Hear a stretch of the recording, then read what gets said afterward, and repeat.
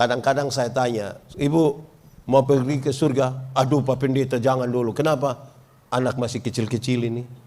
Kalau tidak mereka bilang suami model begitu lagi. Tapi beberapa yang tidak Pak Pendeta, belum waktu Tuhan. Belum waktu Tuhan. Nah, saya belum pergi ke surga yang lebih baik dari dunia ini. Tapi tanda-tanda kerajaan surga harus saya alami di sini, di tempat di mana kita tinggal. Aku berkata kepadamu, kasihilah musuhmu, berbuatlah baik bagi yang membencimu, mintalah berkat bagi yang mengutuk, berdoa bagi yang mencacimu. Kalau pipi kirimu ditampar, berikan juga pipi kanan. Aku yang memilih kalian. Bapak Ibu Saudara-saudara, mari kita berdoa untuk pemberitaan firman Tuhan. Mari berdoa. Ya Tuhan Allah, kami mohon kepadamu, kuatkanlah dan teguhkanlah iman kami. Supaya waktu di mana kami belajar firman Tuhan, biarlah ini menjadi waktu paling baik bagi kami. Kami berdoa, Tuhan jauhkan semua penggoda pencobaan, biar di dalam damai-Mu kami belajar firman Tuhan. Kami rindu pada firman-Mu. Berfirmanlah bagi kami Tuhan, di dalam nama Yesus, firman yang hidup itu kami berdoa. Amin. Bapak Ibu Saudara-saudara, pembacaan kita sesuai tema nasional tahun ini. Mari kita buka tahun 2000, tema nasional di Natal 2023 ya, bukan 2024. Mari kita buka Injil Lukas pasal 2 ayat 14. Injil Lukas pasal 2 ayat 14, yang sudah dapat katakan amin. Amin betul. Separuh tidak buka Alkitab juga amin itu. Itu tipu itu. Karena hanya ada satu ayat, mari kita baca bersama-sama 1, 2, 3. Kemuliaan bagi Allah di tempat yang maha tinggi dan damai sejahtera di bumi di antara manusia yang berkenan kepadanya. Demikian firman Tuhan. Berbahagia setiap orang yang mendengar firman, memelihara dan melakukan dalam hidup setiap hari. Shalom. Selamat Natal. Selamat Tahun Baru. Kasih salam orang di samping kiri kanan. Ucapkan satu kalimat yang kira-kira buat dia bisa bersuka cita sedikit. Ya. Oke. Bapak Ibu Saudara-saudara, ini alumni Antam semua kok? Ada masih sering-sering ke Antam atau tidak? Buat apa di sana? Sudah alumni kok masih pulang-pulang supaya apa? Ada orang tua di sana? Masih hidup? Pergi untuk apa? Jemput atau minta sertifikat tanah? Bapak Ibu Saudara-saudara, saya senang sekali karena walaupun hujan banyak orang tua hadir di sini. Kita kasih tepuk tangan dulu buat orang tua. Ini tanda persaudaraan dan itu baik bagi kita sekalian. Saudara-saudara, dua hal awal saya mau sampaikan. Kenapa tadi saya tanya ada ke Pomala atau tidak? Kenapa? Karena Natal itu dimulai dari kisah orang-orang pulang kampung. Ada sensus penduduk yang membuat Yusuf dan Maria harus pulang ke kampung mereka untuk sensus. Berkumpul kembali dengan orang-orang di masa kecil. Dulu halus-halus, sekarang tebal-tebal. Dulu tipis-tipis, sekarang berlipat-lipat kan begitu. Dan itu ada di kita semua. Kisah Natal dimulai dari kisah orang pulang kampung. Berjumpa kembali dengan saudara-saudara, dengan keluarga, menimba spiritualitas bersama. Dan itu membuat kita mengingat kenangan masa lalu. Di waktu kecil, waktu masih di Pomala, lagu yang sangat indah. Jauh di dusun. Ada ingat itu lagu? Nah, pulang baru menyanyi lah, kan kita dengar khotbah dulu. Kedua, walaupun hujan tapi banyak orang tua datang, bahkan kita semua mau datang untuk perjumpaan ini. Hujan mengajarkan kepada kita tiga hal. Satu, hujan mengajarkan kepada kita supaya duduk semakin rapat. Supaya apa? Duduk semakin rapat. Kalau tidak ada hujan, anak masing-masing di sekitarnya. Tapi kalau mulai hujan, makin rapat, makin rapat, makin rapat. Kisah hari ini mengajarkan kepada kita, mari kita duduk rapat-rapat, membangun semangat bersama, susah-susah sama-sama, senang sama-sama. Karena kita pernah rasa di kampung begitu. Perkembangan zaman ini, saudara-saudara, sudah buat kita ada berbeda sedikit. Semua orang pegang handphone. Handphone berhasil menjauhkan yang jauh, tapi menjauhkan yang dekat, tapi mendekatkan yang jauh. Nah, kita bisa berkumpul bersama-sama. Kedua, Hujan mengajarkan kepada kita supaya berteriak, bersuara itu makin keras. Berita-berita kebenaran, berita-berita yang baik itu harus diperdengarkan lebih kuat. Kenapa? Karena dunia ini dengan perubahan terlalu cepat. Karena terlalu cepat kita belum siap untuk perubahan yang satu, perubahan yang lain sudah datang. Kalau suara kenabian gereja, suara-suara kebenaran tidak kita sampaikan dengan keras, dengan tegas, dengan kuat, kita kalah pada perubahan ini. Ketiga, ada pepatah dulu di kampung, bukan pepatah, teka-teki. Teka-teki dulu di kampung bilang begini, jatuh di bawah, cari di atas. Apakah itu? Jatuh di bawah, cari di atas. Apa itu?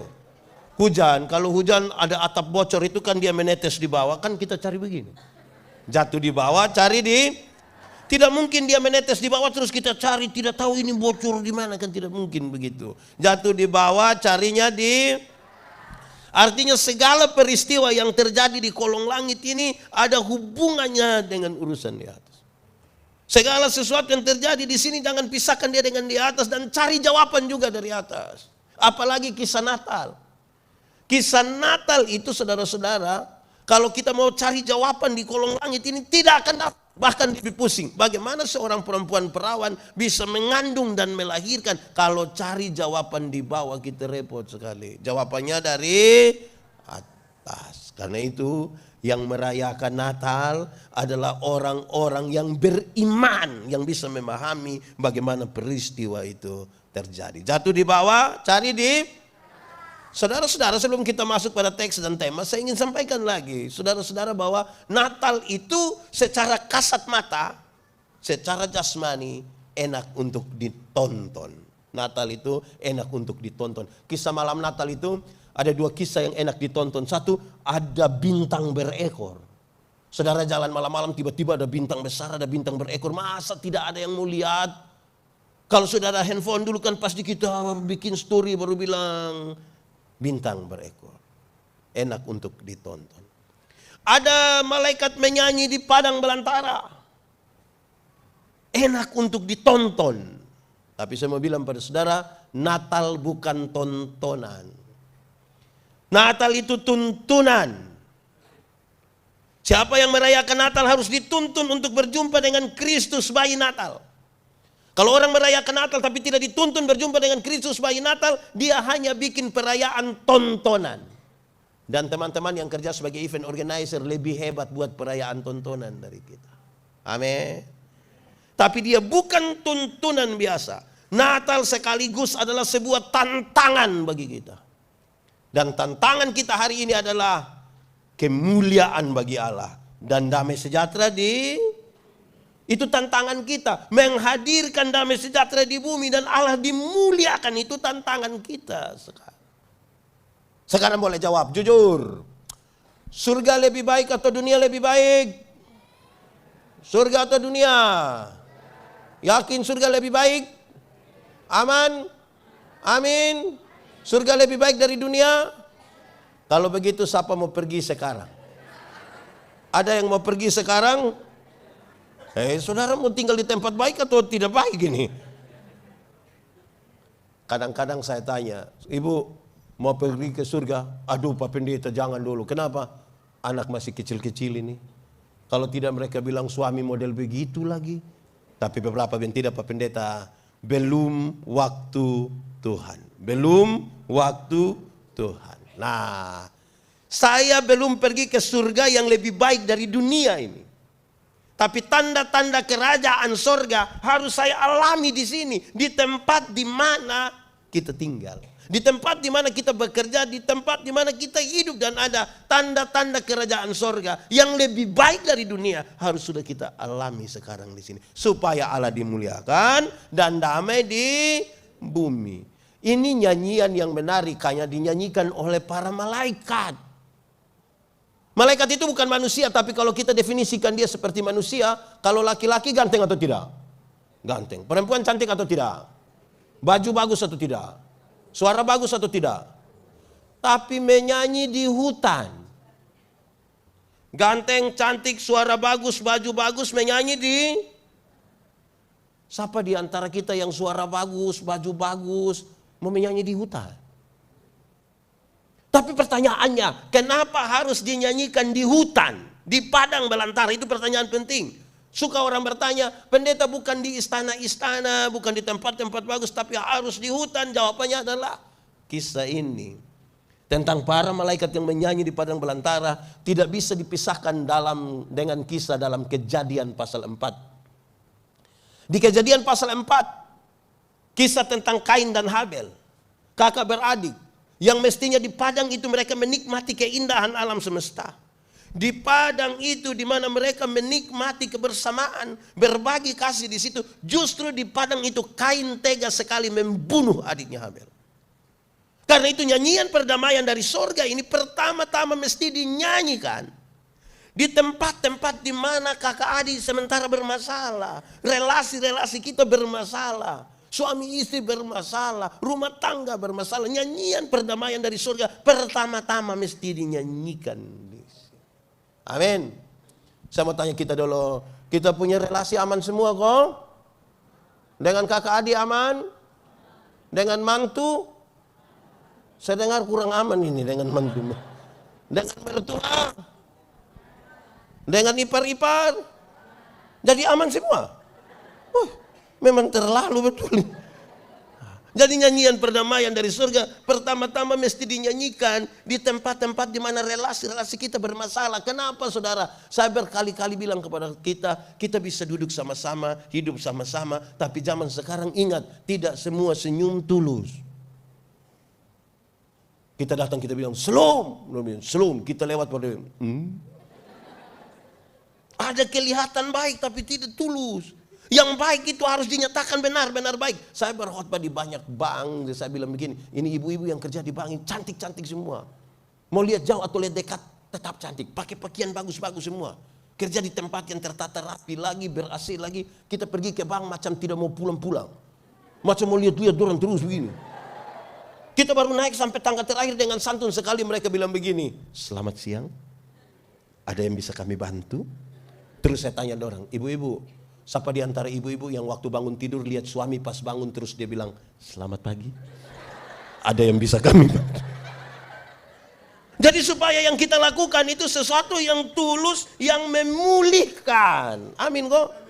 Melakukan sesuatu kalau tidak tulus dan tidak memulihkan, tidak akan ada kemuliaan di situ, tidak akan ada damai di situ. Saya mau tanya dulu, yang mertua, di sini tidak ada mertua, ini bujang semua. Mertua, dengan mantu aman kok? Yang mantu, dengan mertua aman? Aman. Kadang-kadang dia rawat orang tua, rawat mertua perasaan, mertua bilang anak, minta maaf, ini kita orang tua sudah bikin susah. Aduh, kita perasaan. Terus dia bilang, jangan bilang begitu, jangan bilang begitu. Ini memang tugas kami anak-anak. Oh iya, orang tua tambah sedih lagi waktu dia bilang ini tugas. Tapi nanti sudah di luar dia bilang, tua mati tidak mati tapi. Jadi kalau lakukan sesuatu itu tulus. Amin kok? Tulus. Saudara-saudara kita ingat waktu kita di kampung dulu kalau pada waktu Natal apalagi kebersamaan. Ingat sekali saudara bahwa zaman dulu tahun 70, 80. Aduh itu kan belum ada handphone toh. Saya ingat betul kalau kita Natal di kampung itu kami jalan selamat dari satu rumah ke rumah yang lain. Bawa kantong plastik. Mau isi? Oh sama juga kita kalau begitu. Mau isi kue. Saya ingat satu kisah kami pergi dengan teman-teman selamat di satu rumah. Kue ada di situ. Sekarang kue tinggal satu. Terus tuan rumah pas keluar. Dia ke belakang. Karena kue tinggal satu, dua orang teman cepat-cepat ambil. Yang satu dapat, yang satu tidak dapat pas tuan rumah datang. Dia punya tangan di piring. Merasa bagaimana langsung bilang, aduh ini piring bunganya bagus sekali. Memang kisah Natal di kampung itu luar biasa. Dan itu kehilangan hari ini kan. Dan kita ingat kalau Natal dulu itu seperti apa. Saudara-saudara, nyanyian ini dinyanyikan pertama-tama di tempat-tempat di mana kasih itu sudah tidak ada. Kasih sudah tidak ada. Mari kita hafal sama-sama. Boleh ikut. Kasih ialah kebaikan. Tidak terpatahkan oleh apapun. Tidak akan berubah menjadi kebencian. Ulang. Kasih ialah kebaikan. Tidak terpatahkan oleh apapun. Tidak akan berubah menjadi kebencian. Rujukannya jelas. Karena begitu besar kasih Allah akan dunia ini. Apakah Tuhan Allah mengasihi dunia? Lalu apakah karena Tuhan mengasihi dunia, dunia mengasihi Tuhan Allah? Tidak. Apakah karena dunia tidak mengasihi Tuhan Allah berhenti mengasihi dunia? Apakah kemudian Tuhan membenci dunia? Saudara lihat, kasih tidak terpatahkan. Amin. Ini yang paling bisa konfirmasi. Ini ibu-ibu. Saya mau tanya ibu-ibu dulu. Ibu-ibu, melahirkan itu sakit atau tidak? Terlalu sakit. Mau melahirkan normal atau abnormal, tetap sakit. Sesar itu abnormal kan? Waktu ibu-ibu sakit melahirkan itu, kami suami-suami hanya dari luar baru taruh tangan di kepala bilang, Yesus. Sudah bilang Yesus, lebar dia bayangkan kira-kira ini anak muka ikut siapa yang paling-paling. Wih, sakit itu, sakit melahirkan. Anak-anak punya jam tidur, orang tua punya jam bangun. Orang tua punya jam tidur, anak-anak punya jam. Ada banyak orang tua tidak tidur karena anak-anak mereka. Jam 3 subuh juga masih ada orang tua goyang-goyang depo anak. Betul. Sudah tidak tidur lagi, sempoyongan lagi jam 3. Seringkali ibu-ibu dipaksa lagi menjadi penyanyi. Makanya ibu-ibu punya lagu itu seringkali susah untuk dipertanggungjawabkan. Kalau tidak bobo digigit. Padahal justru kalau anak bobo itu baru nyamuk gigit. Kalau anak lari-lari nyamuk mana gigit di? Kasih tahu kita punya anak-anak dong yang sudah lahir di zaman modern ini. Kasih tahu dorang dulu. Dulu mereka tidak tahu bicara. Atau siapa punya anak yang lahir langsung menyanyi. Tidak tahu bicara. Orang tua ajar mereka bicara satu-satu suku kata. Ma, pa. Ketika mereka SMP, SMA, sudah remaja, sudah lancar bicara. Ada suka bicara dengan orang tua? Mereka lebih suka bicara dengan? Pertanyaan terakhir. Kita sudah setengah mati ajar mereka bicara. Sudah lancar bicara. Mereka bicara dengan orang lain. Pertanyaan terakhir. Siapa suruh kasih mereka makan? Kenapa kasih mereka makan? Kasih tidak terpatahkan. Sehingga satu orang tidak boleh mengatakan, Romo, saya terlalu menghargai Romo. Tapi waktu lihat Romo punya sifat asli begini, maaf saja. Maaf. Itu bukan kasih. Egois. Kalau kamu hanya bisa berbuat baik kepada orang yang berbuat baik kepadamu, apakah jasamu? Karena orang berdosa pun melakukan hal yang sama. Anak-anak itu kan tidak tahu jalan dulu. Orang tua susah-susah ajar mereka jalan. Pegang di tangan baru bilang, ta. Sekarang mereka sudah besar. Sudah bisa jalan sendiri. Sudah punya teman. Ada suka berjalan dengan orang tua. Mereka hanya suka jalan dengan. Pertanyaannya, kenapa beli kasih mereka handphone? Kasih tidak terpatahkan. Kasih tidak terpatahkan. Kirim mereka pergi ke Surabaya sekolah. Ada telepon. Rata-rata mereka telepon pada waktu. Oh, tahu juga. Yang mereka telepon pas uang habis itu tahu. Ada kirim. Kenapa kirim? Pagi-pagi buta mama punya handphone sudah bunyi. Tinining. Ini mama angkat, halo, shalom mama. Bagaimana? Mama ada baik-baik kah? Iya, kenapa? Tadi malam saya mimpi mama. Pas dia bilang tadi malam saya mimpi mama, mama langsung bilang kakak mau berapa bilang bilang sudah pagi-pagi buta. Orang tua selalu bilang, anak, asal kamu mau sekolah tinggi, biar kami orang tua ikat perut, tidak apa-apa. Pernah dengar itu kalimat? Orang tua kalau sampai bilang ikat perut itu bukan berarti mereka mau pakai stagen. Tapi mereka utang untuk anak-anak mereka. Asal anak-anak mereka sukses. Saudara tahu, mari kita ingat baik-baik. Orang tua dulu melahirkan kita. Tidak pernah titip kita di mana-mana. Amin kok? Tapi ketika kita 5 orang, 6 orang sudah sukses, dorang bisa sepakat titip orang tua di panti jompo. Saya mau kasih tahu saudara yang sudah titip dan rencana titip, batalkan. Karena hari ini kita titip dorang, besok-besok anak-anak titip kembali kita. Apa yang kamu tidak mau orang perbuat kepadamu, jangan perbuat atas mereka. Saudara, orang tua itu menarik sekali. Kenapa? Ketika anak-anak kita lahir dulu, pilek, orang tua pernah pakai tisu? Pakai apa? Pakai apa? Betul atau tidak? Waktu buang air besar, orang tua pernah pakai alas tangan. Sekarang anak 5 orang yang sudah sukses, orang tua di Pemala ada sakit, anak-anak urus.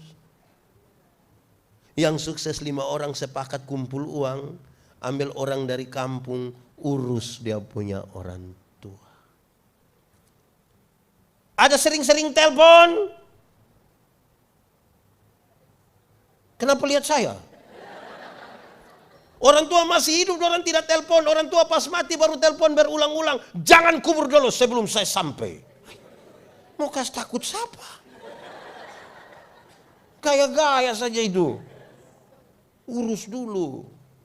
Orang tua melahirkan kita banyak-banyak. Saudara tahu,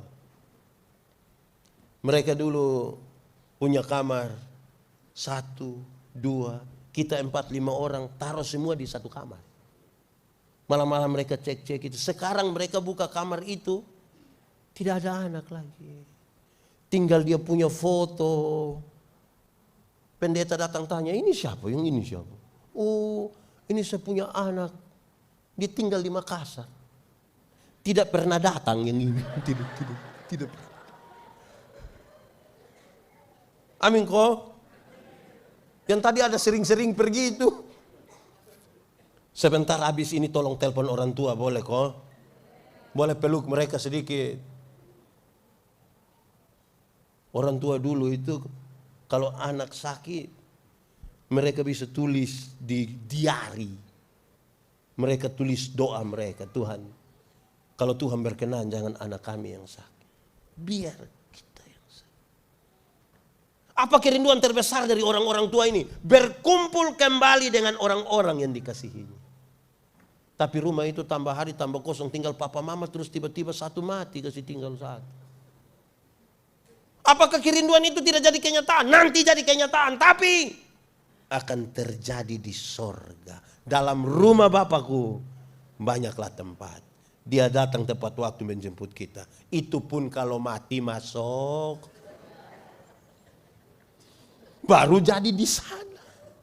Soalnya kalau mati masuk neraka. Itu repot itu. Orang tua dulu itu terlalu luar biasa. Bahkan sebegitu luar biasa mereka biarkan anak-anak mereka makan dan biar mereka tunggu dulu. Beda dengan kita sekarang. Ibu-ibu sekarang, bukan semua ibu sekarang ya. Ada ibu sekarang banyak juga yang baik. Ibu-ibu sekarang ini anak sakit mereka foto. Sudah foto lagi upload baru tulis Dede sakit. Cepat sembuh ya. Mama sayang Dede. Habis itu Dede punya foto 1. Dia punya mama punya 30. Itu sebenarnya mama yang sakit. Bukan Dede yang sakit. Orang tua sudah sendiri di sana. Yang menarik saudara-saudara adalah orang tua tidak titip kita di mana-mana. Tapi kalau ada anak sekarang, dia punya orang tua sakit dan dia sempat jaga barang 2 hari dia cuma marah-marah. Mama dengan papa tidak ada anak lain lagi, hanya saya saja. Orang tua sudah tidak bisa omong lah, mereka sudah. Kita menyanyi satu lagu dulu. Ini lagu dunia tapi biar kita menyanyi saja di ibadat, tidak apa-apa. Saya izin Bapak Pendeta. Kita menyanyi saja, tidak apa-apa. Kasih ibu kepada tak terhingga sepanjang masa hanya tak harap kembali. Bagi apa?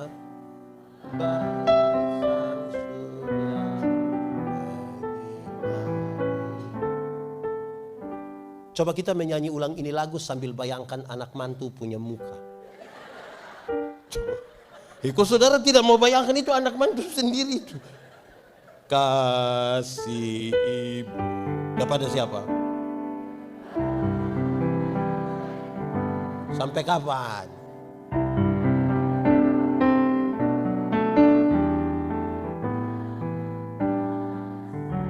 Hanya apa? Harap kembali atau tidak? Seperti apa?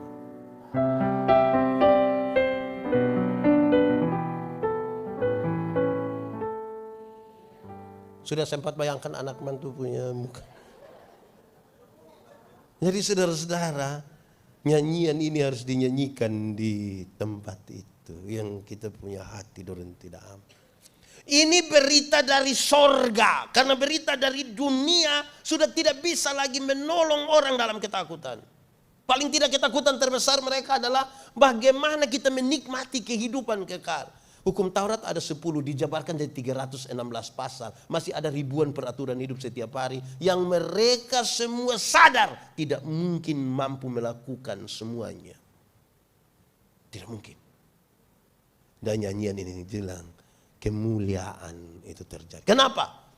Tampillah seorang malaikat. Mendahului nyanyian kemuliaan bagi Allah.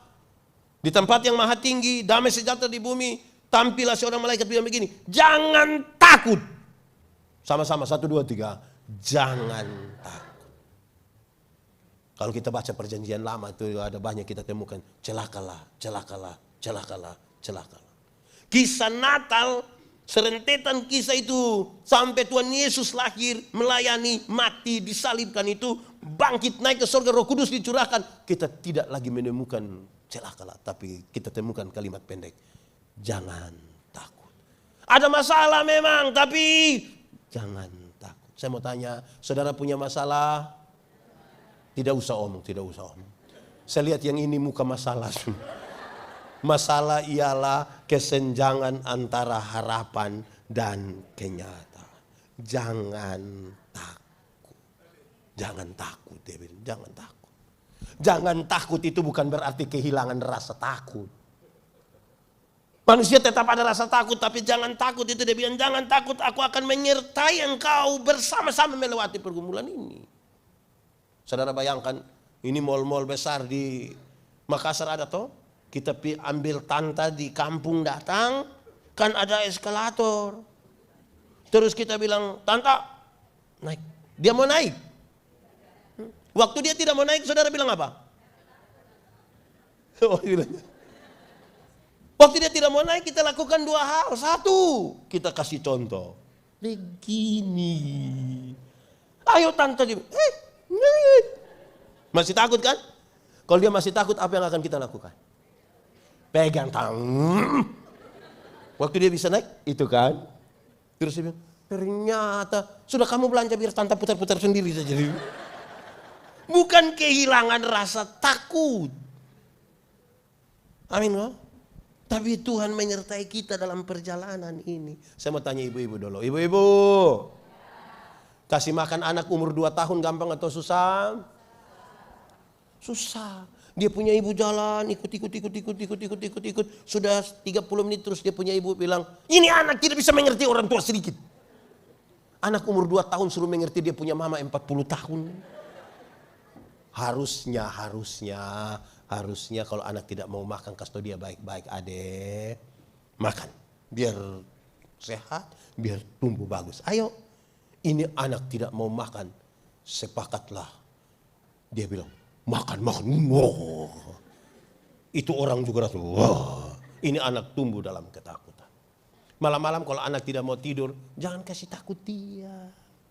Kasih tahu dia baik-baik. Adek, ayo bobo, ayo tidur sayang, ayo tidur. Adek bobo biar bangun tempo kan. Adek belum bobo, papa mama bobo duluan nanti. Ayo. Ini anak tidak mau tidur, orang tua sepakat kasih mati lampu. Setelah mati lampu, bapak keluar dari pintu belakang menuju jendela kamar. Terus bapak garu jendela. Dia punya mama sengaja kaget. Ih, Om, ada sobobo om. Ini keluarga tipu-tipu. Yang suka bikin takut ini. Jangan takut. Jemaat. Saya mau kasih tahu kita bahwa ketakutan itu sumber dari banyak sekali hal, masalah. Saudara masih ingat, saya tidak tahu kita ini percaya macam apa. Saya heran kita pun cara percaya ini. Kita begitu meyakini, sampai zaman yang modern. Semoga di Pomala, coba kita ingat-ingat di Pomala dulu masih ada sampai hari ini tidak. Kalau kita bermain sama-sama, kita ada di jalan, tiba-tiba perut rasa kurang enak mau BAB. Ada yang bilang, ambil batu 3. Masih sampai sekarang. Taruh batu 3 memang tidak jadi BAB. Betul. Lalu itu toilet umum untuk apa itu? Kalau batu-batu sudah menyelesaikan persoalan. Orang ketakutan ini selalu aneh-aneh di hidup ini. Batu 3. Kalau ada anjing jahat di situ, harus lipat ini jari.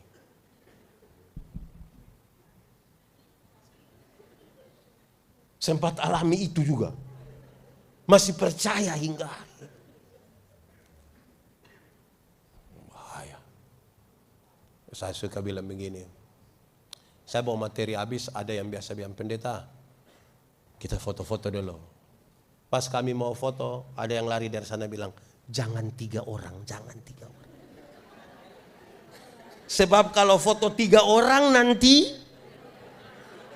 nah kalau calon presiden 3, tinggal foto 1 mati. Orang ketakutan itu aneh betul itu dia pu hidup itu. Aneh dia pu hidup itu. Satu saat saya bawa materi di satu tempat, ada yang bilang begini, pendeta, tolong kasih pernyataan dulu. Apa itu? Kami di sini kalau ada orang mati Pak Pendeta, kucing tidak akan ada di sini. Saya bilang kucing ikut mati? Tidak. Lalu orang ikat kucing semua di hutan Bapak. Kenapa? Kami di sini meyakini kalau kucing langgar mayat, nanti mayat. Waktu mau jawab saya bilang begini, kamu sayang orang tua aku tidak? Sayang. Betul-betul sayang. Iya. Saya lihat kamu kurang sayang. Kami sayang Bapak. Oke. Kalau kamu sayang orang tua, kamu mau orang tua hidup atau mati?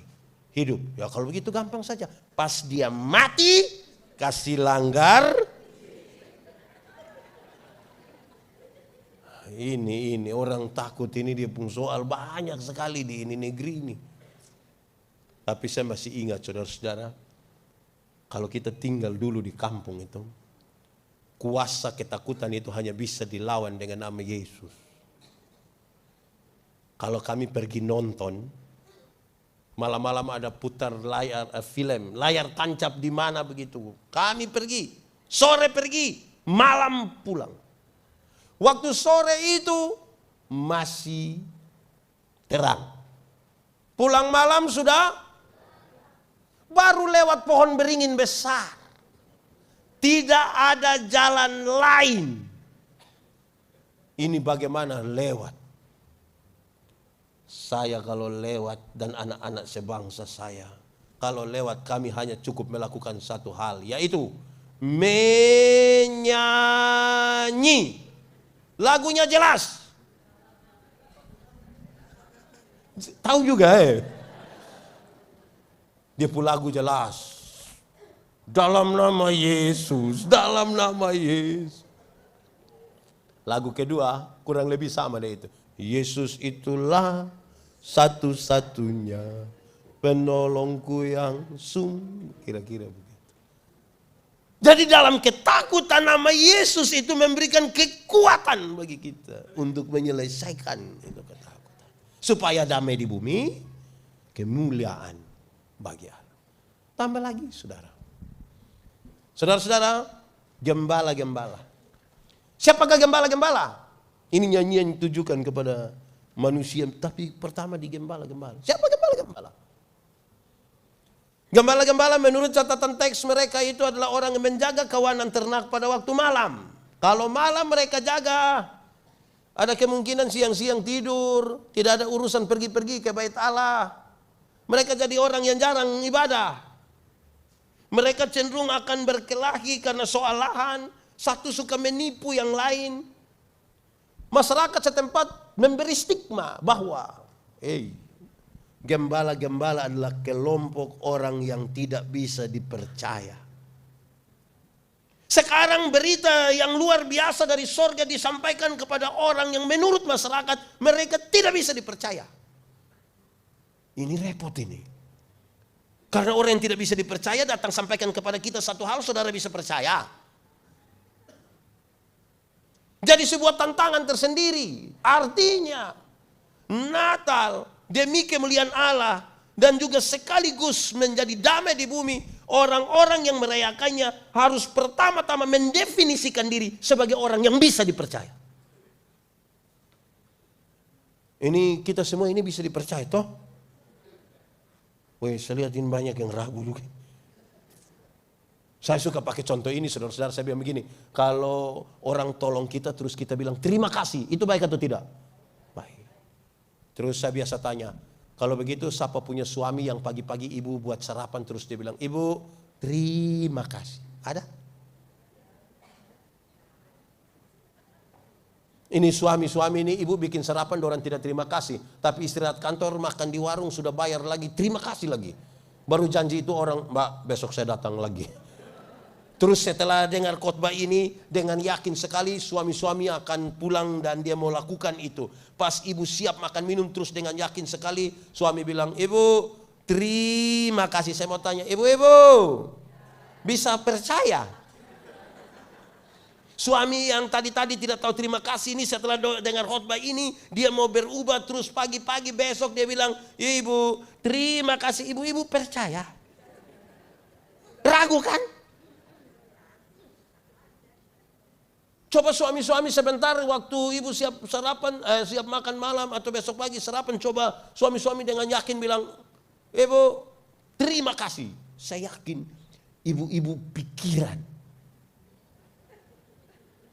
Ibu-ibu punya pikiran tuh lari pada dua hal. Pasti yang pertama ibu-ibu pikir begini, tidak tahu roh apa naik di saya punya suami.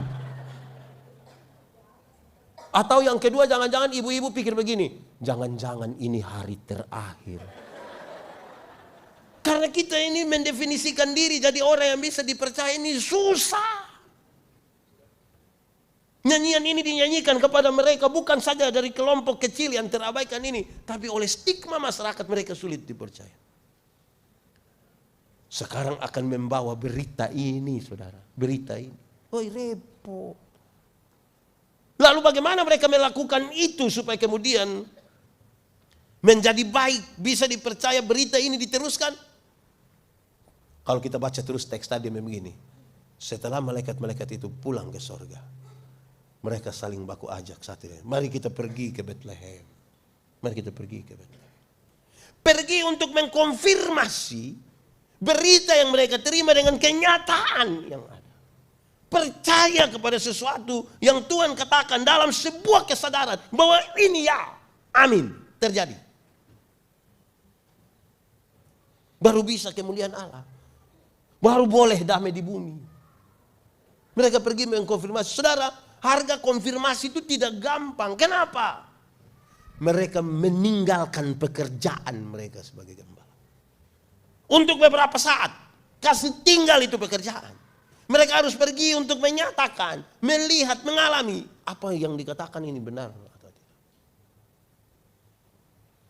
Ninggalkan. Nah sekarang.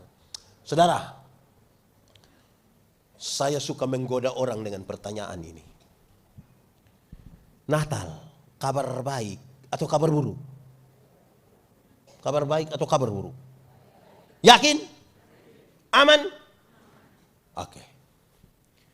Maria, waktu itu belum menikah kan? Berita datang kasih tahu, Maria, engkau akan mengandung dan melahirkan seorang anak. Coba cari satu perempuan yang belum menikah terus kasih tahu dia, Nona, engkau akan hamil sebelum nikah. Aman? Ini Waktu itu mereka baru bertunangan. Bertunangan itu yang laki-laki sudah datang dengan keluarganya, ketemu dengan perempuan, sudah sepakat, laki-laki pulang kembali ke tempatnya, mempersiapkan segala sesuatu, biasanya 1 tahun, baru dia datang jemput mempelai perempuan. Biasanya pada waktu malam dan tidak dikasih tahu tanggal berapa. Sepanjang masa penantian ini, mempelai perempuan tidak boleh melakukan satu pun kesalahan kecil. Justru dalam kondisi penantian itu, Maria hamil. Aman? Kalau nanti Yusuf tidak terima dia dianggap berzina. Dan karena itu hukumnya adalah apa? Dilempar sampai mati. Aman? Ini dia harus bersiap-siap. Ada lagu dulu bilang, makanya ada lagu ini berdasarkan pembacaan Alkitab di Matius, dia kasih tahu, hendaklah engkau jaga-jaga. Tahu lagu itu atau tidak? Tahu atau tidak? Kenapa suruh saya solo?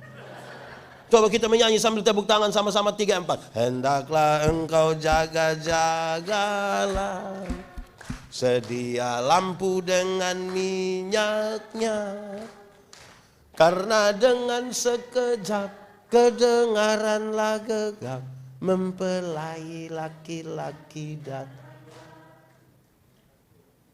Ini sudah repot ini. Oke, Yusuf sekarang terima setelah mimpi itu. Maka keluarlah pasangan muda ini, Yusuf dan Maria, dari Nazaret pergi ke Bethlehem. Kira-kira 100 kilometer. Saya mau tanya ibu-ibu, kalau hamil besar baru jalan 100 kilometer, coba sebutkan 100 kilometer dari Makassar ini kemana? 100 kilometer. Kemana? Pare-pare. Ibu-ibu hamil besar baru jalan 100 kilometer, aman? Wih, kok tadi bilang kabar baik? Perjalanan itu adalah perjalanan yang mesti cepat-cepat. Kenapa cepat-cepat? Hamil besar jangan sampai melahirkan di jalan, tapi kalau didaftarkan diri mereka sebelum Maria melahirkan hanya 2 orang, Yusuf dan. Tapi kalau Yesus lahir baru mereka mendaftarkan diri, maka daftarnya 3 orang. Tambah bayar pajak. Aman? Ini wajib pajak semua aman? Jangankan pajak, urusan dengan koperasi kita pusing. Saya mau tanya dulu. Dulu ada Innova, Trek, Grab. Lalu perjalanan 100 km itu mereka pakai apa? Unta. Unta itu ada soknya.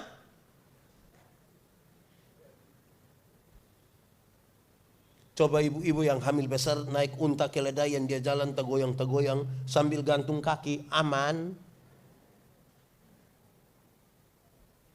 Yusuf kerja sebagai apa? Dia akan pergi ke Bethlehem, bahkan dalam catatan Alkitab, dia akan menyingkir ke Mesir 4 tahun. Itu mobilernya di kampung, tempat usaha kayunya ditutup. Kalau tutup ada pemasukan, kabar masih baik. Lalu bagaimana kabar-kabar ini berubah menjadi sesuatu yang saudara bilang kabar baik? Dia berubah ketika Maria bilang begini, aku ini hamba Tuhan. Jadilah kepadaku menurut perkataan. Ada masalah yang kadang-kadang buat kita apa, tapi saya hamba Tuhan, terjadilah menurut apa yang Tuhan mau. Maka yang tadi yang sebenarnya buruk-buruk itu berubah menjadi kebaikan. Sebuah keputusan penting mereka ambil. Hidup ini mesti punya keputusan. Saya mau tanya dulu, kalau kita masak super mie itu cepat atau lambat ya? Cepat atau lambat? Cepat atau lambat? Teorinya cepat, tapi kalau tidak segera ambil keputusan dia jadi lambat. Kalau saya bilang sepu istri, mah saya mau makan mie. Ibu ke dapur 2-3 menit terus dia balik, dia tanya, papa mie goreng apa mie kuah? Terus saya bilang mie kuah, mie kuah. Ibu ke belakang 2-3 menit dia datang tanya lagi, kuah banyak atau sedikit? Taruh banyak saja. Ibu ke belakang 2-3 menit, ibu tanya lagi, pakai sayur atau tidak? Ibu taruh saja. Dia ke belakang 2-3 menit datang tanya lagi, pakai telur atau tidak? Lama-lama kita tidak makan. Hanya baku tanya. Keputusan. Orang yang mendua hati tidak akan pernah tenang dalam hidupnya. Di satu waktu yang sama, kejar rusa 2 ekor sekaligus, dua-dua tidak dapat. Bagi seorang perempuan dewasa, umur 27 tahun, 28 tahun belum menikah, yang harus dia lakukan adalah ambil keputusan. Tidak bisa tiap malam dia hanya bilang, ini. Oh, lama-lama terjadi. Keputusan. Dalam satu hari, seorang manusia ambil keputusan antara 300 sampai 1.500 kali keputusan, itu dengan konsekuensi masa depan. Bangun tidur, mau langsung turun dari tempat tidur, atau tarik tambah selimut untuk tidur, keputusan. Bangun tidur, mau berdoa dulu atau foto. Itu juga keputusan. Kenapa hari ini pendeta Yandi berkhotbah di sini? Karena saya pernah ambil keputusan kira-kira 29 tahun lalu untuk sekolah teologi. Itu yang membuat saya ada di sini. Kenapa saudara punya istri ini, suami ini? Ya karena saudara pernah ambil keputusan. Tidak mungkin saudara bilang, Pak Pendeta minta maaf, saya tidak tahu apa-apa. Saya tidur-tidur begini, waktu buka mata dia langsung di sebelah kan. Tidak mungkin. Keputusan. Sekali lagi keputusan menjadi penting. Keputusan itu yang memungkinkan orang untuk mengkonfirmasi sesuatu. Saudara, saya bilang di mana-mana, Natal ini bukan sebuah peristiwa jasmani saja. Tapi dia punya dimensi rohani yang kuat sekali. Karena yang akan menyertai kita dalam perjalanan ini adalah perjalanan dalam kehidupan spiritualitas yang kuat, yang menggerakkan kehidupan jasmani. Ini banyak yang sudah orang tua beredar di grup-grup WA dulu bilang begini. Kalau kita seumur 50 tahun, cantik atau tidak cantik itu sama saja. Sudah tidak bisa lagi disembunyikan di balik lipstik dan bedak. Waktu baru umur 20-30 tahun itu yang kita rasa pipi sudah kinclong begini. Sudah 50, meleleh ini pipi ini dia meleleh. Saya punya teman waktu SMA dia tato Guns N' Roses punya lambang yang ada orang pangku kaki sambil tunduk melukis. Enggak.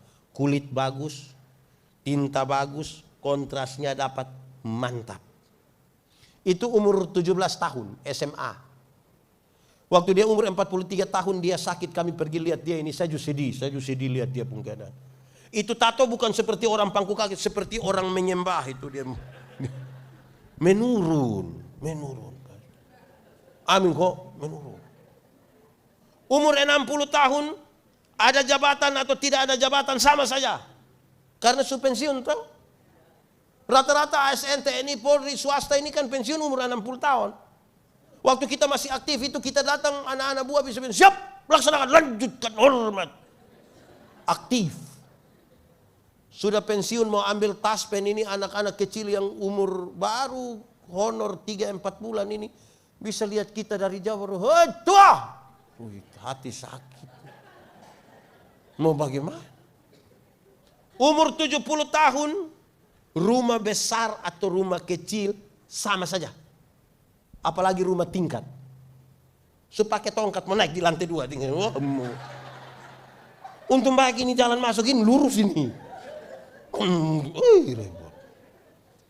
Umur 80 tahun. Bahkan kaya atau miskin pun sama saja. Tidak mungkin lagi ambil papayung 2 bambu makan sendiri, tidak mungkin. Kolesterol, asam urat, diabetes, darah tinggi, jantung, gigi tidak ada. Orang lain masih kunyah, kita tidak kunyah, kita hanya mall saja. Mall-mall begini dia purasa suami. Cucu-cucu lari-lari baru bilang, opa mau makan apa biar anak ambil. Dia hanya bilang, jangan, opa makan bubur. Jadi jangan hanya perhatikan yang jasmani. Rohani ini juga kita mesti pikir sedikit. Amin kok. Natal itu peristiwa itu. Supaya jangan takut menjalani hidup ini. Saya melayani di rumah-rumah sakit, saya berdoa untuk nenek-nenek yang sakit. Saya bilang, nenek, yo, kita berdoa ya. Iya pendeta. Tapi saya doa habis mungkin nenek sudah mati. Tapi nenek mati masuk surga. Terus kita mulai jelaskan sedikit, terus dia bilang, pendeta, mati hari ini atau mati besok sama saja. Tuhan yang memberi, Tuhan yang mengambil. Terpujilah nama Tuhan. Bahkan di lorong-lorong kegelapan sekalipun dia ada kekuatan. Itu Injil itu. Pembebasan itu. Jangan takut. Jangan takut. Itu jadi kekuatan bagi kita. Di Natal kita belajar sesuatu. Beberapa orang bilang kepada kita, orang bilang saya begini, pendeta, tidak ada tanggal 25 Desember dalam Alkitab. Kenapa itu orang-orang Kristen bikin acara Natal? Saya bilang begini, 25 Desember menjadi kesepakatan semua orang percaya di seluruh dunia. Bukan saja di Pomal, di seluruh dunia. Ada satu hari untuk semua orang percaya merayakan Natal bersama-sama. Itu kesepakatan. Tidak perlu dia pun tanggal berapa. Tapi yang kedua saya bilang, tidak perlu ditulis. Kenapa? Karena saya harus memberi jawab. Kapan Yesus lahir di dalam hati saya? Kapan? Ketua panitia mesti kasih jawab kapan Tuhan Yesus lahir di hatinya. Penasihat harus kasih jawaban kapan Yesus lahir. Kita semua kasih jawaban kapan Yesus itu lahir. Baru ternyata kita bilang benar, ternyata kelahiran Yesus itu tiap hari. Separuh bilang, pendeta, Natal itu kisah tentang kemenangan Dewa Ra, Dewa Matahari atas kegelapan. Kenapa orang Kristen melanjutkan tradisi orang kuno? Orang Timur, kami punya kebiasaan menyambut tamu itu ada satu sesi namanya Natoni. Mereka mengucapkan kalimat-kalimat yang bersambung-sambung untuk menyampaikan isi hati mereka terhadap tamu yang datang atau acara yang ada. Kalimat pembukanya mereka selalu bilang begini, lah siyo mana pinat neone. Yang banyak sambung bilang, aklahat. Itu dia punya arti secara harafiah bilang begini. Peristiwa hari ini lebih panas dari yang paling panas, lebih terang dari yang paling terang. Apa yang paling panas? Matahari. Apa yang paling terang? Matahari. Peristiwa ini lebih panas dari matahari, lebih terang dari matahari. Apalagi yang bisa lebih dari matahari? Pencipta matahari. Jadi ketika Alkitab berkata terang yang sesungguhnya sudah datang di dunia, dia tidak bicara tentang matahari. Matahari, bulan dan bintang-bintang akan berlalu. Tapi pencipta matahari dalam kasih yang besar tidak akan berlalu. Terang yang sesungguhnya sudah datang di dalam dunia supaya apa? Supaya mereka yang diam dalam kegelapan. Kata kegelapan dalam Alkitab berkaitan dengan manusia yang berdosa, yang meninggalkan Tuhan. Mereka yang tinggal di dalam kegelapan, keluar dari kegelapan dan masuk ke dalam terangnya yang ajaib. Itu yang kita rayakan. Makanya rakyat Natal perayaan tuntunan. Berjumpa dengan terang yang sesungguhnya. Saudara-saudara, ini menjadi sebuah sukacita. Apalagi saudara-saudara, ini alumni dari Pomala semua ini. Saudara bisa bayangkan tahun 70-80 di Pomala itu seperti apa. Tidak ada kebiasaan lain selain bermain bersama-sama. Tadi waktu makan sama-sama saya bilang begini, kita makan sama-sama duduk di orang tua punya rumah, mereka bagi kita makan satu-satu. Televisi juga tidak ada, hanya satu rumah yang ada televisi, hitam putih lagi. Pakai aki lagi. Nonton sama-sama di situ. Satu orang ada sepeda, kita 10 lari ikut dia dari belakang lagi. Memang kisah yang sudah tidak lagi kita dapat di sekarang ini. Enak untuk direnungkan, enak untuk diingat-ingat kembali karena kita pernah mengalami itu bersama-sama. Kita pernah mengalami. Saudara, sedikit hari lagi pemilihan presiden. Saudara, saya pimpin satu acara reuni 2 hari sebelum pemilihan gubernur. Yang diundang adalah alumni satu SMA tertentu. Calon-calon gubernur juga ada di situ.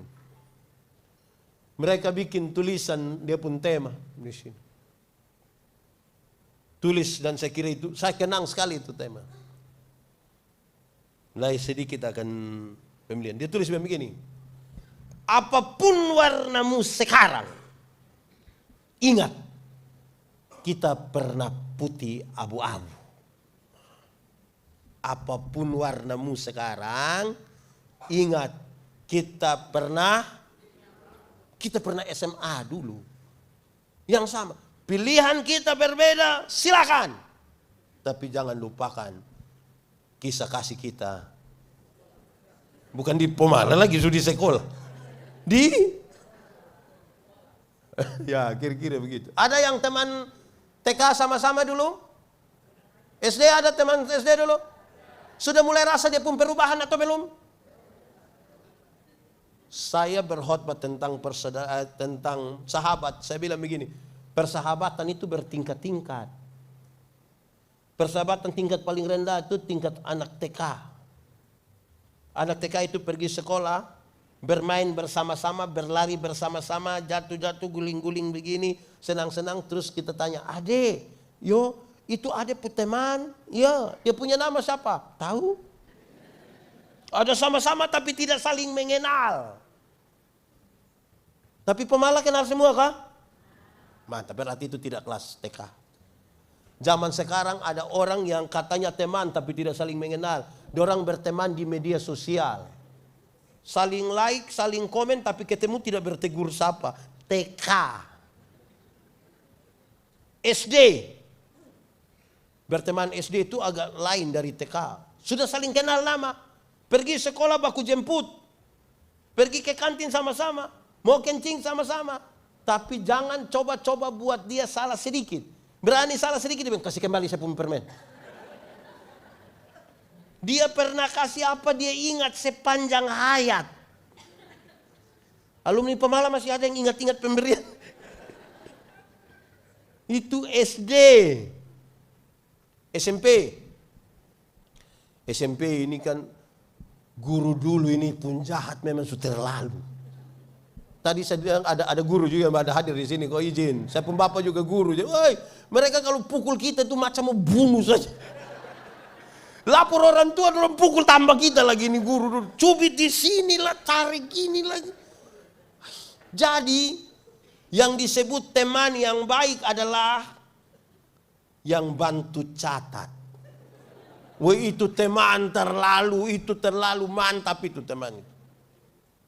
SMA. Orang berteman secara SMA itu, itu sudah lebih tinggi lagi. Engkau hanya teman yang baik kalau kasih pinjam barang. Pinjam motor dulu. Itu teman. Kuliah, ini sudah lebih tinggi lagi. Orang kuliah kalau berteman itu, satu hati betul. Supermi sama-sama kuliah, sama-sama. Kadang-kadang satu celana itu baku tukar. Baju mati-mati. Mau demo di muka kita maju. Itu siap mati. Tapi sudah menikah, biar kita pernah akrab sekali. Sudah menikah banyak yang berubah. Ini ada yang teman-teman akrab semua, tapi sudah menikah berubah. Saya suka pakai contoh begini. Kalau kita sudah menikah, istri mau ketemu teman-teman yang ketemu dulu. Dia tunggu saya kasih tahu saya punya suami. Iku kasih tahu bilang kita. Iya saya kasih tahu. Senang ketemu teman. Baru 20 menit. Suami telepon. Tidur di situ. Mau tidur dengan kawan-kawan di situ, saya suruh anak-anak antar bantal tikar tidur. Kami suami-suami juga sama. Oke ketemu dulu. Para alumni Universitas mana? Hasanuddin. Ketemu dulu. Sabar. Saya kasih tahu saya punya istri. Kasih tahu istri, kok takut istri? Tidak, hargai. Kasih tahu istri, mama, izin. Kenapa? Ketemu teman dulu. Siapa lagi? Teman. Cepat ya. Kita baru sampai, belum 20 menit, handphone bunyi. Tinining, tinining, tinining, tinining. Istri telepon. Ambil, salah. Tidak ambil. Oh tahu juga. Lebih salah. Kalau kita ambil. Kalau ibu-ibu dari kampung yang telepon. Dia hanya sebutkan 3 suku kata. Waktu kita angkat dia langsung bilang. Di. Itu cek posisi. Di mana? Kita belum jawab, pertanyaan kedua muncul. Deng! Itu dia cek, mantan ada ke tidak? Kita belum jawab, dia langsung bilang, oh, langsung tutup. Di, deng, oh, tutup. Hanya itu 3 suku kata, tapi kekuatannya sama dengan bersedia, siap, pulang. Akan ada banyak hal berubah dalam pertemanan kita. Tapi ada yang tidak boleh berubah. 1, iman kepada Tuhan Yesus tidak boleh berubah. Kedua, semangat sebagai orang-orang percaya tidak boleh berubah. Usia kita makin lanjut, fisik masih makin lemah, tapi iman mesti makin kuat. Sebagai bagian dari persekutuan orang percaya. Saudara tahu, ini paduan suara dong kan mantap toh menyanyi. Pengelolaan bass, tenor, alto, sopran. Itu kan latihan. Latihan ini kan mengelola perbedaan. Tidak bisa ibu-ibu yang sopran dia menyanyi, hai dunia, yang lain tidak bisa. Menjaga purasi. Iya toh? Tapi dalam banyak perayaan Natal, persiapan lagu kadang-kadang tidak lebih penting dari persiapan kostum. Kadang-kadang kita bertengkar di mau hijau kah, putih kah, garis-garis kah, batik kah, macam-macam. Lama-lama kita baku pukul garis. Sampai yang anggota lain tersinggung tidak mau menyanyi lagi. Tapi lagunya kasih persaudaraan. Aduh, ini tidak bisa begini. Pengelolaan. Tapi waktu yang paduan suara ini woi memang kelihatan dia punya amat. Iya, pengelolaan. Saudara, siapa yang tidak mencintai perbedaan tidak pantas hidup di dunia, tidak pantas.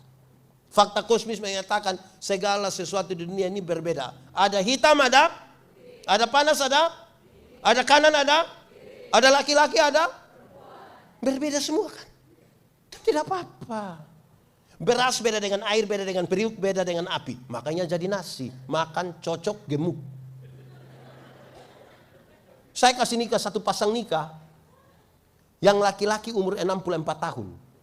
Yang perempuan umur 20 tahun. Ngeri.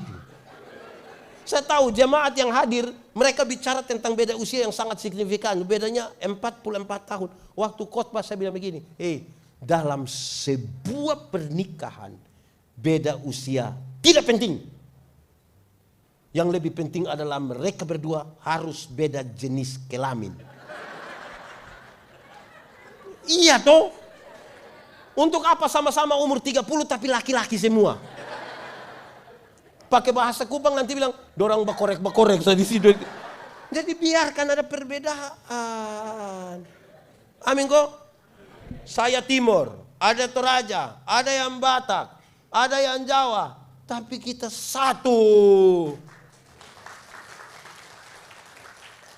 Tidak ada upaya untuk saling menghilangkan. Saya selalu bilang, mengelola perbedaan itu harus seperti makan kolak. Tahu kolak? Pernah makan kolak? Kolak terdiri dari apa coba? Pisang, ubi, santan, gula. Sudah jadi dia punya nama? Kolak. Waktu sudah jadi kolak, makan dia punya pisang. Masih rasa pisang atau tidak? Masih. Tapi ada cita rasa baru yang ditambahkan sebagai bagian dari sebuah kebersamaan.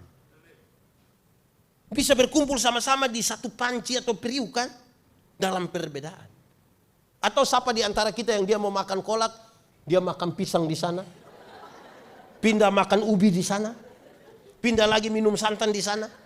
baru terakhir duduk di atas periuk di sini kan tidak sama-sama. Jangan kelola perbedaan seperti minum kopi. Tahu kopi? Pernah minum kopi? Kopi terdiri dari apa? Kopi, gula, sudah jadi dia penama. Lalu yang lain punya nama. Kopi terlalu egois. Kita semua tapi nama dia, kita semua nama dia, kita semua nama dia. Aduh. Saudara tahu tembok? Pernah lihat tembok? Tembok terdiri dari apa? Semen, pasir, air, batu. Waktu sudah jadi, pasir itu kelihatan atau tidak? Kalau dia tidak kelihatan, kita sepakat kita garuk saja itu pasir kasih hilang. Dalam sebuah perbedaan, saudara mungkin dalam sebuah kebersamaan, saudara mungkin tidak kelihatan, tapi bukan berarti saudara tidak penting dalam hidup. Dalam sebuah kebersamaan, saudara mungkin kelihatan karena badan besar, tapi bukan berarti orang lain tidak penting dalam kebersamaan. Kita semua ini penting. Mau susah-susah sama-sama, senang kita senang karena kita sama-sama dari Antam. Selesai di situ. Saudara lihat, kalau hari ini ada orang-orang tua ini, orang-orang tua, kita minta mereka untuk bercerita sedikit tentang pengalaman, bagaimana mereka sudah ada di Makassar, bagaimana mereka sukses dan lain sebagainya. Cerita itu hanyalah sebuah kisah tentang sebuah proses dalam penyertaan. Proses.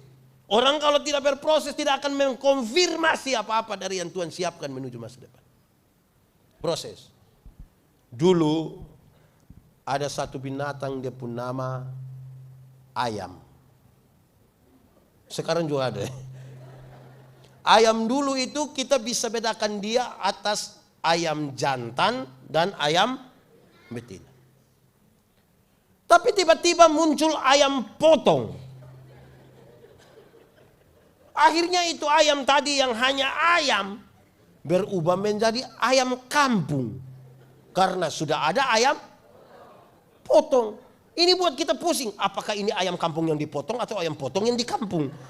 Kita juga jadi pusing dengan ini ayam ini. Tapi perbedaannya jelas. Ayam kampung itu, saudara ada yang punya ayam kampung di rumah? Yang 2 ekor ada? Ada kok tidak? 5 ekor? Kasih 1 dulu. Ayam kampung itu kita pelihara dia lama. 1 tahun. Dia tetap masih kecil juga. Tidak terbesar-besar amat. Tapi dia punya daging enak kok tidak? Kalau dia betina bertelur atau tidak? Kalau kita jual mahal kok tidak? Karena ini ayam mengerti proses. Beda dengan ayam potong kan? Ayam potong itu kita boleh pelihara dia 1 bulan dia punya mata sudah besar begini. Itu kalau lihat pakai kaca pembesar. Kalau lihat langsung juga dia punya mata. Tapi ini ayam kalau motor itu digas-gas di samping kandang besok itu ayam mati. Karena tidak mengerti proses. Proses. Saudara tahu, proses itu yang mengubah sesuatu. Tuhan memberi makan pada burung pipit, tapi tidak melemparkan gandum ke dalam sangkarnya. Itu burung mesti keluar dari sangkar, mencari di mana-mana dengan resiko kena. Siapa di antara kita yang dulu di Pemalas suka viti-viti itu? Ada resiko. Tuhan mau kita berproses mengkonfirmasi sesuatu. Amin kok? Saya mau tanya kita, tolong jawab. Ora et labora apa artinya? Apa? Oh itu dia punya nilai hanya 75. Yang 100 itu ora et labora artinya berdoa dan bekerja keras. Ora et labora artinya berdoa dan kerja keras. Jangan balik doanya yang keras-keras sampai kehilangan tenaga. Mau kerja bagaimana? Doa dan kerja keras. Saya akan akhiri khotbah ini dengan sebuah riset yang menolong kita untuk memahami ternyata memang hidup ini begitu sudah. Ada riset yang begini. Kalau orang hidup 70 tahun, waktu yang dipakai untuk tidur itu kira-kira 23 tahun sampai 30 tahun. Hanya tidur saja. Apalagi tambah tua. Itu mau tidur jam 9 malam. 23 sampai 30 tahun. Ini tidak termasuk yang bangun terlambat. Ini juga tidak termasuk pendeta khotbah dia tidur. Itu tidak 30, 36. Tidur berapa tahun? 23 sampai kerja. Kalau orang hidup 70 tahun waktu yang dipakai untuk bekerja, kerja profesional hitungan 7-8 jam per hari, 7-8 jam per hari. Kalau dia hidup 70 tahun dia kerja kira-kira 16 tahun itu hanya bekerja. Ini termasuk yang kerja pemalas-pemalas itu sampai pensiun. Nonton. Pernah nonton? Orang hidup 70 tahun waktu yang dipakai untuk menonton kira-kira 8 tahun. Ikatan Cinta. Suara Hati Istri. Film Korea 8 tahun. Ini tidak termasuk yang nonton sendiri-sendiri. 8 tahun. Jalan-jalan. Kalau orang hidup 70 tahun waktu yang dipakai untuk jalan-jalan itu kira-kira 6 tahun. Berapa tahun? 6 tahun. Surabaya, Jakarta, Singapura, Malaysia, Pemala, 6 tahun. Yang belum jalan-jalan tidak usah ragu. Ada waktu 6 tahun untuk jalan-jalan. Biaya sendiri. Makan. Kalau orang hidup 70 tahun waktu dipakai untuk makan kira-kira 6 tahun. Hanya makan. Bagi yang makan normal. Pagi makan sekali, siang sekali, malam sekali. Kumpul-kumpul 6 tahun. Tapi yang satu kali makan tambah 3 kali. Itu tidak mungkin 6 tahun, 12 tahun mengkali dia. Santai. Orang hidup 70 tahun waktu untuk bersantai-santai tidak mau diganggu tuh kira-kira 4 tahun setengah. Santai-santai dia tidak mau diganggu. Sudah saya mau sendiri. Sakit. Orang kalau hidup 70 tahun waktu tidak mungkin ada yang pendeta saya begini-begini tidak pernah sakit. Omong kosong. Minimal pilek. Pilek sekarang bukan minimal, maksimal. Dulu kalau kita sama-sama ada yang bersin, semua langsung bilang selamat. Waktu COVID duduk sama-sama tiba-tiba satu yang surep itu. Orang hidup 70 tahun waktu sakit itu kira-kira 4 tahun. 4 tahun itu belum termasuk stroke dan juga tidak termasuk sakit hati. Saudara pernah putus cinta kok tidak? Pernah kok? Ulang-ulang. Orang kalau putus cinta kalau tidak segera move on itu dia bisa sakit hati dari tamat SMA sampai mati. Itu hanya sakit hati. Itu tante kasih itu nona kasih naik foto dan dia punya om kita bisa tersinggung itu. Sakit. Berdandan. Orang kalau hidup 70 tahun waktu yang dipakai untuk berdandan itu kira-kira 2 tahun. Berdandan 2 tahun. Ini yang biasa kita bertengkar di rumah ini. Mama mandi terlalu lama. Keluar datang sederhana saja tapi mandi 2 tahun. Terakhir, ibadah. Orang hidup 70 tahun waktu yang dipakai untuk ibadah kira-kira 6 bulan. Bagi yang rajin. Itu yang Senin ibadah, Selasa ibadah sampai Minggu ibadah kumpul-kumpul 1 jam, 1 jam setengah. Kalau hidup 70 tahun kita ibadah kira-kira 6 bulan. Lalu bagaimana yang 1 tahun dia gereja 2 kali? Itu tidak mungkin sampai 6 bulan, 6 jam. Memang ada orang itu yang 1 tahun dia gereja hanya 2 kali sah. Waktu Natal dan Paskah. Makanya dia disebut jemaat napas. Natal dan karena Natal 1 kali, Paskah 1 kali, singkatan tambah panjang. Napas 1-1. Kalau mulai napas 1-1 tuh tiba-tiba ingat sembahyang. Ada orang yang seumur hidup dia ikut ibadah mungkin 5-6 kali saja. Pertama waktu anak baptis. Kedua waktu anak sidi. Ketiga waktu anak nikah. Dan mungkin yang keempat itu waktu pemakaman dia.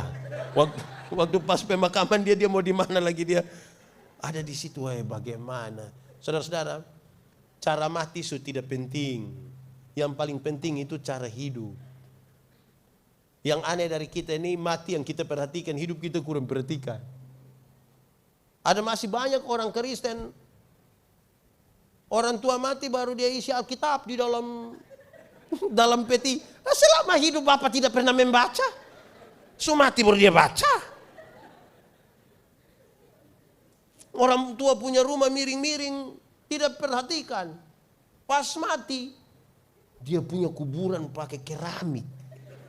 Gambar Tuhan Yesus. Baru tulis Immanuel. Immanuel apa yang... Orang tua masih hidup itu beli dia jas. Pakai jas. Ini dia masih hidup. Kita kasih tinggal dia pakai yuken. Mati kita kasih pakai jas. Orang tua masih hidup itu beli kasih dia sepatu. Pakai. Ini orang tua hidup kita kasih tengah dia jalan tidak ada alas kaki. Sampai dia punya jari dong terbuka begini. Pas dia mati kita beli sepatu. Tidak tawar lagi langsung beli. Nah sepatu mana mau masuk di kaki yang begini tuh? Sepatu mana masuk di kaki begini? Akhirnya orang tidak bisa taruh sepatu, sandar. Ada harga lagi di sini. Yang sepatu masih begini, orang tidak beli. Posisi sepatu begini, baru orang beli. Memangnya mau naik begini, naik. Nah, hidup ini yang kita saling perhatikan. Jadi, yang ada masalah dengan mertua dengan anak mantu, damai sudah. Karena sedikit lagi. Sedikit kenapa? Damai sudah. Ini hidup bertengkar bakal tidak pernah damai. Pas mati dia sengaja lihat orang banyak.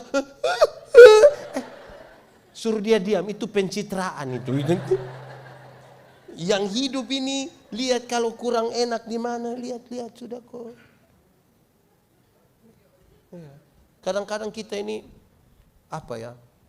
Ibu-ibu, apalagi ibu-ibu banyak begini. Dulu kita berpisah lama dari Pomala baru ketemu ini kan. Kita suka tanya, anak berapa tinggal di... Aduh, kenapa ya? Itu kadang-kadang itu pertanyaan itu hanya untuk membanding-bandingkan. Tidak tulus. So anak berapa? Yang bungsu? So bisa bicara? Belum. Itu anak kurang gizi mungkin. Aduh, jangan begitu. Janganlah. Kita duduk sama, apalagi acara begini nih. Ibu-ibu banyak lagi. Ibu-ibu mohon maaf ini. Kalau ibu-ibu banyak begini ini. Tiba-tiba ada ibu-ibu satu masuk. Tas agak besar, sepatu agak tinggi, rok agak pendek. Itu lihat ibu-ibu punya siku dan bibir. Untuk kasih tahu kawan di sebelah dia pakai siku, dia bilang begini. Yang di sebelah lihat baru dia pakai bibir bilang.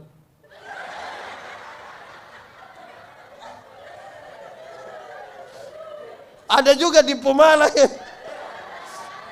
Kadang-kadang 3. 1, 2,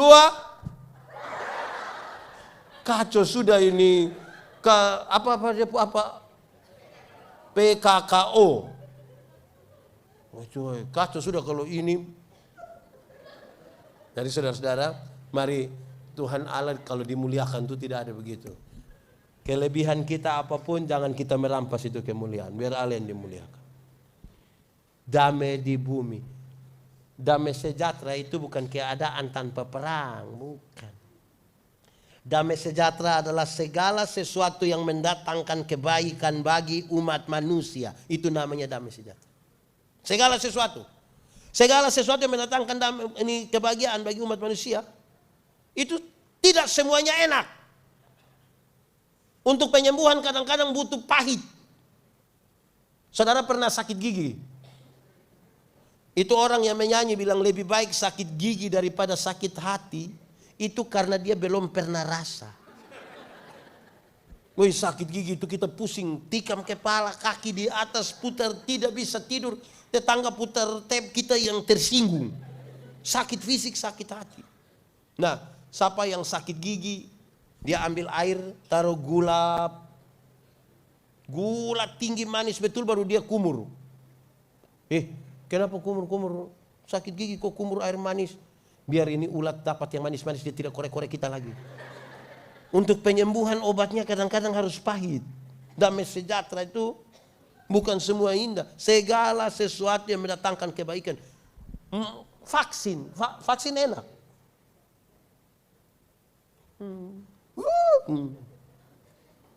Untuk mendatangkan kebaikan. Obatnya kadang-kadang pahit dan kita tidak suka. Tapi itu demi kemuliaan Allah dan damai di bumi. Selamat Natal, selamat Tahun Baru. Tuhan Yesus memberkati kita. Amin. Aku berkata kepadamu, kasihilah musuhmu, berbuatlah baik bagi yang membencimu, mintalah berkat bagi yang mengutuk, berdoa bagi yang mencacimu. Kalau pipi kirimu ditampar, berikan juga pipi kanan. Aku yang memilih kalian.